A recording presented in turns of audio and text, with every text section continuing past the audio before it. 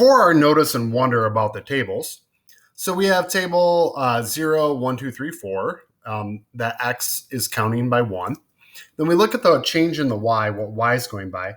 So 2 to 3.5 to 5 to 6.5 to 8. So if I do 3.5, I'm going to just write that as a decimal. And then minus 2, so 3.5 minus 2. My difference there is 1.5. Then I can go 5 minus 3.5.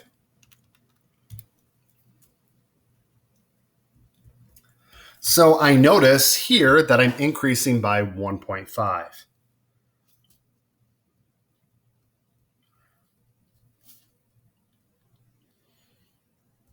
So if I'm adding 1.5 every time, that means this function is linear.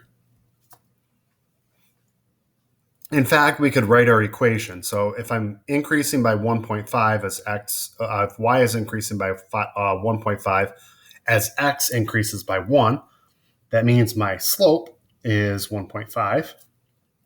And my y-intercept, when x is 0, y is 2. So we would say b equals 2. So my equation would be y equals 1.5x plus 2. Now we're going to look at table B. So at first we increase by 1, and then we do 9 divided by 2. Well, I'm going to change that. That's really 4.5.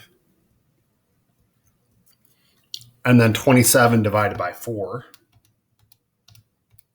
It's really 6.75. And so on. So I notice that I'm not increasing by the same number. So here, the increase is actually getting bigger. We increase by 1 and then 1.5. So on here, I'm going to say the rate of increase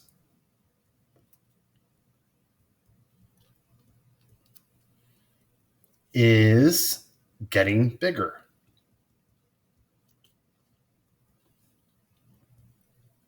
So that means in this case, this is not linear. So what we can do is figure out, well, what is it growing by? And if I do 3 divided by 2, that gives us 1.5.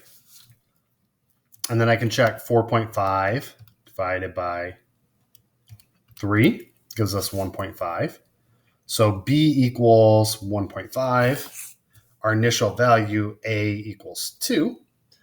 And our exponential equation of the form y equals a times b to the x would be y equals 2 times 1.5 to the x.